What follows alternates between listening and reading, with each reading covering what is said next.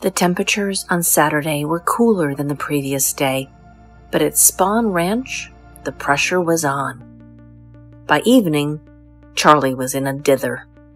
It was obvious that nobody was linking the murders at Cielo Drive with that of Hinman in Topanga Canyon. So once again, he gathered some of his most loyal followers. Bruce gave Charlie money for gas, knowing the others were off to kill again. I will resume the narrative using the participants' words. In learning of the popularity and wealth of the victims, I suddenly felt cheated that the kids had come away from the scene with less than $100 in cash. Later newscasts reported that a variety of drugs was found by the police, and I felt added disappointment in myself and the kids for not searching the place for valuables and narcotics. I slept very late Saturday, then spent part of the afternoon working on dune buggies and snorting speed with Bruce. Sadie told me that our murders were on the news and that we'd killed some really beautiful people, but the names didn't mean anything to me, and I immediately forgot most of them except Sharon Tate. I didn't really feel anything for what had happened, for what I'd done, but I needed to be by myself. While rumors were still flying and the police still scratching their heads, I had visions of another night that would add to the confusion and make the affairs of that night look like more than copycat murders. We'd make it appear as though a full-scale war was being waged against the whites. Charlie called us together again, Linda, Katie, Sadie, and me, and two more as well, mentally defective Clem and Leslie. It would be the same as last night, he told us. Only tonight we'd get two separate houses instead of just one. And this time we'd do it right. There'd been too much panic at the Tate house. The girls had told him what had gone down. Tonight would be different. Tonight he would show us how to do it. We all put on dark clothing again, except Clem, who wore a khaki jacket. And before we left, Charlie gave me a light tab of acid. While people were getting things together, Sadie and I hid our speed bottle, and I gave myself 3 good snorts in each nostril. I knew now I'd need it for what was to come. He told me to go get 2 changes of clothes. I looked at him, and I knew what he wanted me to do, and I gave a sort of sigh and went and did what he asked me to do. I didn't pick up any weapons. Charlie called Katie and Leslie and myself aside and told us to get a change of clothes and meet him at the bunk room, which we did.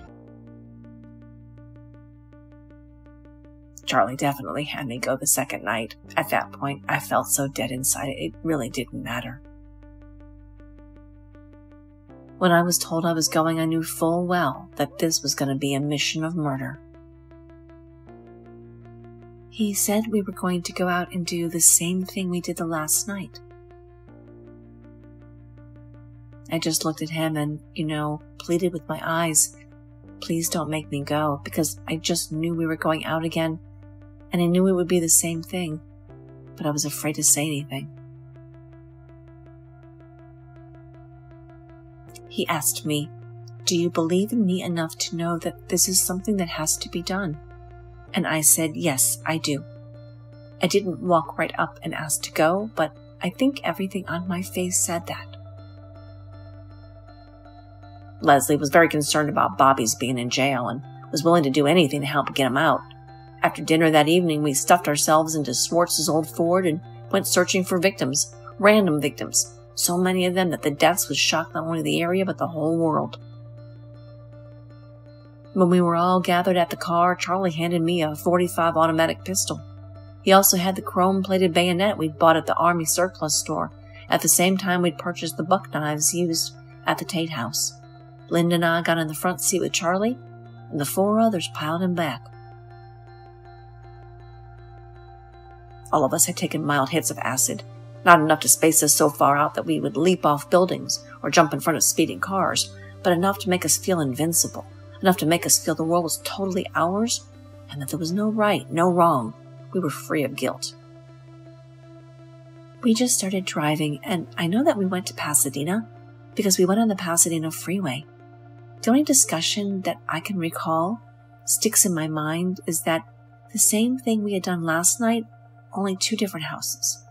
There was to be 2 groups, consisting of 1 man and 2 girls to go to 2 different houses.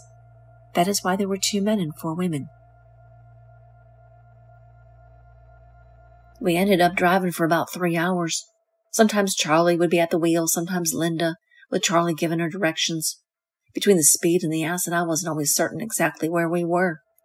There wasn't much conversation as we drove, except for Charlie's asking Sadie a few details about the night before, if we'd been careful not to leave prints, how she lost her knife, what had been written on the walls. Our first stop was somewhere in Pasadena. We'd driven slowly through several neighborhoods before Charlie and I finally walked up to a house and peered in the windows. In the living room, bathed in warm light, we could see framed photographs of children arranged neatly on one wall. Charlie shook his head, and when we were back at the car, he told us he didn't want to kill children. Not yet. But the time might come, he warned, when we'd have to kill the children as well. He said he couldn't do it, he couldn't go in, but he said later on that we shouldn't let children stop us for the sake of the children of the future. He loves children very much. Children are the answer. He said, you realize that if you have to take the life of a child, it would only be to save the children of the future. At one point, I had them stop in front of a church. As I started out of the car, Linda said in a surprised voice, "We aren't going to kill a priest, are we?" "No, we aren't, but I am," I responded. "Besides, what's so fucking different about a priest? They eat shit and tell lies just like you and me." Actually, I just stopped the car because I had to take a piss. But to keep her thinking for a minute or two, I walked to the side door of the church, took a leak out of sight of the car, and stood there for a couple of minutes. When I returned to the car, I told the kids the priest had lucked out. No one answered the bell. He returned after a few moments and told us everything was locked up, and no one had answered the rectory bell. In another residential neighborhood, we saw a couple pulling into their driveway. Charlie stopped across the street, but after waiting for a few minutes, he changed his mind, and we headed out to the beach. After I'd been driving for a few minutes, there was a small white sports car in front of us, and Charlie wanted me to pull up beside the car, and Charlie was going to get out and kill the man, shoot the man, whatever. He proceeded to get out of the car. The light turned green, so the car left. As they drove, Susan and Leslie slept in the back seat. After over 2 hours of driving with nothing coming down, I thought of an area out near Griffith Park. In the past, we had partied at a guy's pad in that neighborhood. It was a pretty ritzy area. I didn't know the district or the areas. I remember I was really tired. I just could not drive anymore, so he just took over the driving. And then I remember we started driving up a hill with lots of houses, nice houses, rich houses, and trees. We got to the top of the hill and turned around and stopped in front of a certain house, and we all looked at the house. Eventually, we ended up parked across the street from a large, old Spanish-style house at 3301 Waverly Drive, near Griffith Park in the Los Feliz section of town. When I woke up, we were in front of another house, and I seemed to recognize the house. Not the house, but the particular area. Linda recognized a house nearby because she said something to Charlie about not hitting it. Charlie also knew the other place, having been there for an acid party with some of the family over a year before. But he told her no, it was this house, the one directly across from us with the boat in the driveway. This was the house where Helter Skelter would fall again. My husband and I and friends were on our way down from Seattle to New Mexico, and we stopped off in Los Angeles, and this one particular person knew Harold True, so we went to his house and had a party. I recognized the surroundings. About a year previous, I was there with about 15 people. We all took an LSD trip together. I knew that people would die. I knew that there would be killing. "Charlie, you're not going into that house, are you?" "Yes, he did." He said, "No, I'm going next door." He got out of the car alone. I saw him put something in his pants, an object. I don't know what it was. He disappeared up the walkway, the driveway leading toward Harold's house, and I could not follow him any longer. He just disappeared. If the seclusion of Cielo was a factor in selecting that location, why Waverly, which was in a suburban neighborhood filled with families? Telling us to wait, Charlie slipped up to the house alone.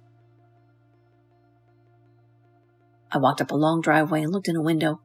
The only person I could see was a heavyset guy about 45 years old who had fallen asleep while reading a newspaper.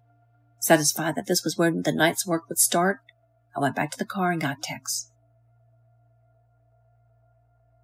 A few minutes later, he was back, telling me to come with him. Pointing through one of the windows, he showed me a man asleep on a couch with a newspaper over his face. We went in the unlocked back door, and as a big dog nosed at us with friendly curiosity, crossed through the kitchen into the living room, Charlie still carrying the gun, me with the bayonet. Charlie poked the man gently with the pistol to wake him up. As with Wojtek Frykowski the night before, grocery store owner Lino LaBianca's first words were, "Who are you? What do you want?" Holding the gun on him, Charlie smiled and murmured, "We're not going to hurt you. Just relax. Don't be afraid." "How can I help being afraid when you've got a gun on me?" LaBianca asked. Charlie's voice remained low, soothing. "It's okay, I'm your friend. We don't want anything but money." Telling the heavyset man to roll over onto his stomach, Charlie pulled off a leather thong that had been looped around his neck and had me tie LaBianca's hands with it. I must have cinched him up pretty firmly, because he immediately protested that it was too tight, especially when we turned him onto his back again, with the weight of his body pressing down on his wrists. Charlie asked if there was anyone else in the house. "Yes," LaBianca answered. His wife was in the bedroom. I went into the bedroom after his wife. Like her husband, she was asleep. I pulled the covers off of her and touched her shoulder, saying, "Wake up, lady, you got company." Her sleepy eyes focused on me. Then with a start, she sat up and grabbed for the covers in an effort to hide her body. She had a nightgown on, but to assist her in her modesty, I handed her a dress that was folded over the back of a chair.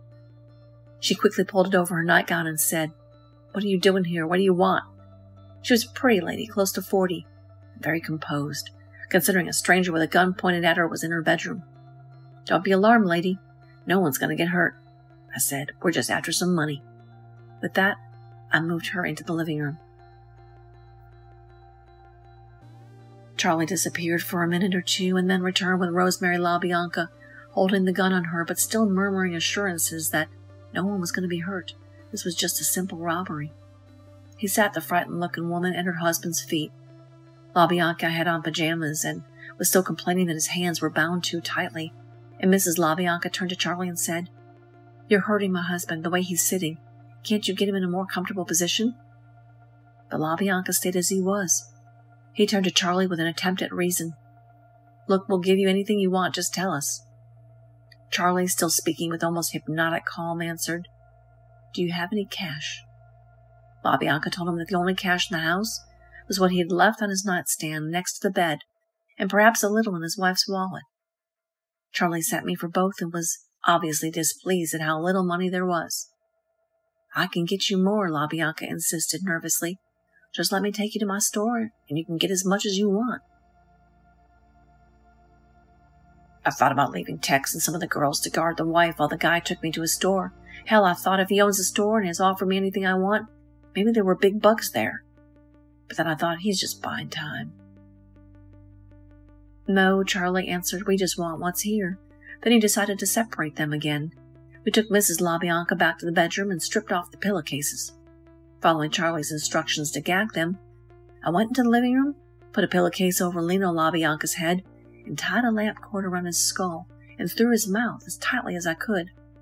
Then I went back into the bedroom and did the same with Mrs. LaBianca, telling her not to make a sound because we would be right in the next room. Charlie left at this point, taking the gun and the wallet with him. His last words were, "Make sure the girls get to do some of it, both of them." I walked to the car and told Katie and Leslie to go give Tex a hand. "Do it good. Make sure it's done so the pigs will put it together with Hinman and that pad last night. We're going to find another house." He looked at me and he could see that I didn't want to go into the house, and he said, "Leslie, go into the house. I have got the people tied up. They are very calm." He said something to the effect last night that Tex let the people know they were going to be killed, which caused panic, and Charlie said that he reassured the people with smiles in a very quiet manner that they were not to be harmed. When Charlie told Pat and Leslie to get out of the car and go inside to help Tex, Leslie seemed reluctant. Pat, however, was ready to kill again. He instructed Leslie and Tex to hitchhike back to the ranch and for Katie to go to the waterfall. He said that he didn't want them to be as gruesome. He didn't want it to be as frightening for them, that they believed that it was a robbery and to go in and do what Tex said. So we went into the house, and Mr. and Mrs. LaBianca were sitting on the sofa. Katie and Leslie appeared in the kitchen holding their changes of clothing. I thought I was whispering when I asked, "Did he say to kill them?" Perhaps my voice was louder than I thought because, as they nodded grimly, Lino LaBianca began to scream from the living room, "You're going to kill us, aren't you? You're going to kill us!" The minute we walked in the house, it became clear that this was not what I had imagined. Before that, it had always been an abstract kind of thing, and when it was the real thing, I was absolutely torn in half. They were frightened, and he told Pat and I to go into the kitchen and get knives, and we took Mrs. LaBianca into the bedroom and put a pillowcase over her head. And she had been pleading, take whatever you want. I wrapped the lamp cord around her head to hold the pillowcase on her head. I went to hold her down. Both Leslie and Tex claimed to have placed the pillowcase on Rosemary's head and tied the lamp cord around it. It is unclear which person actually did it. I somehow knew from the look on her face that Leslie didn't want to go through with what was coming, but like all the rest of us, she must have felt she owed it to Charlie. Katie, on the other hand, began to look through the kitchen drawers for knives with positive relish. Mr. LaBianca continued to shout. I remember being surprised that he could talk so much, with the wire and pillow material in his mouth. As the girls ran to the bedroom on my instructions, I walked back to the sofa with the bayonet, and the horror began all over again. I drove the chrome-plated blade down full force. The shining bayonet plunged again and again. Once more, as had happened the night before, the room began to explode with color and motion. Pat and I took Mrs. LaBianca into the bedroom, and the sounds of Mr. LaBianca dying came into the bedroom, horrible, guttural sounds. She started calling out to him and yelling for him, and at that moment, for a brief moment, I realized these are people that love each other. So much for the idea that Rosemary was a grifter who married for money. She obviously loved her husband and was deeply terrified for him that night. "Don't stab me any more," he managed to scream, even though the first thrust had been through his throat. "I'm dead. I'm dead." Then when I went to hold her down, we could hear Mr. LaBianca dying, and she jetted forward and started calling his name, saying, "What are you doing?" I tried to hold her down more, and Pat went to stab her on the collarbone, and the knife bent. I don't believe that any of us had any concept of really what we were doing. In other words, I don't think we know how to define what brings death. We were so locked in it's like, okay, if somehow I could just keep doing this, this will make death. This will bring death. In the background, as LaBianca rolled off the sofa onto the floor, I could hear his wife screaming from the bedroom, "What are you doing to my husband?" There were the sounds of some sort of scuffle, and I ran in to join the girls. And I ran to the door, and I told Tex, "We can't kill her. It's not working," or something to that effect. Tex came into the bedroom. Mrs. LaBianca was in a corner of the room, still hooded with the pillowcase, swinging a large lamp. The wire was wrapped around her head in an arc that kept the two girls from getting close to her. The bayonet had greater range, and I struck out time after time, even after the woman had fallen to the floor. Tex came in and killed her. While Tex stabbed Rosemary, Leslie went into the den and stared at the wall. Katie had run into the living room at some point, and now she returned, saying, "He's still alive." I went back to the living room and used the bayonet again, over and over. Suddenly Charlie's face clicked in my head as I heard the words he had set me off with the night before. Make it as gruesome as you can. I reached down and carved war on the bare belly below me. After I'd finished my butchery on the man, I went back to the bedroom and told Leslie to help Katie stab the woman, even though it was obvious that Rosemary LaBianca was already dead.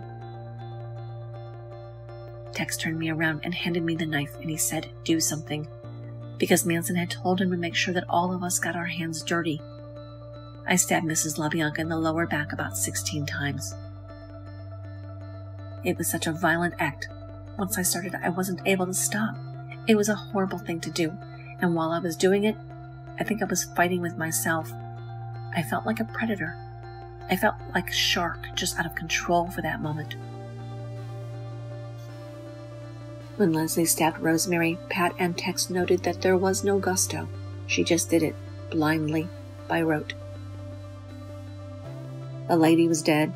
I pushed Leslie down beside her. She shook her head. I turned her face up towards me. I had blood all the way up my arms, and I had a knife in my hand. She was one scared girl. It had been said by Charlie, make sure that there was all these witchy signs. We started looking through the house, rifling drawers, opening closets, partly for money. We did find a bag of coins, and also for a change of clothes for me. While I washed off the bayonet in the bathroom sink and showered, the girls wrote on the walls and refrigerator door in blood. I wrote words all over the place, helter-skelter and rise, and I think there was something else.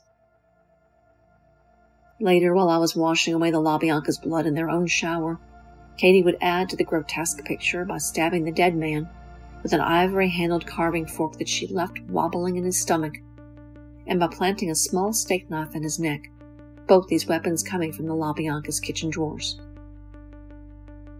Mr. LaBianca was already dead, and I had gotten a fork, and I stabbed him with the fork repeatedly, and eventually left the fork in him. So then I began wiping fingerprints in the bedroom. I changed into an old pair of brown khaki pants and a shirt of Mr. LaBianca's. We took some milk and cheese from the refrigerator. After making sure that the girls had wiped everything for fingerprints, I led them out the back door, patting the head of the dog that had followed us everywhere through the house as we left. Charlie and the others were gone.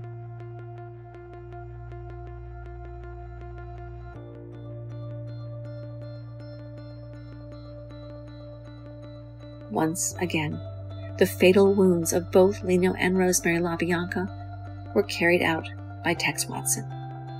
Pat stabbed Rosemary around the shoulder and collarbones and placed a fork and knife in Lino's body. Leslie stabbed Mrs. LaBianca approximately 16 times, believed to have all been post-mortem.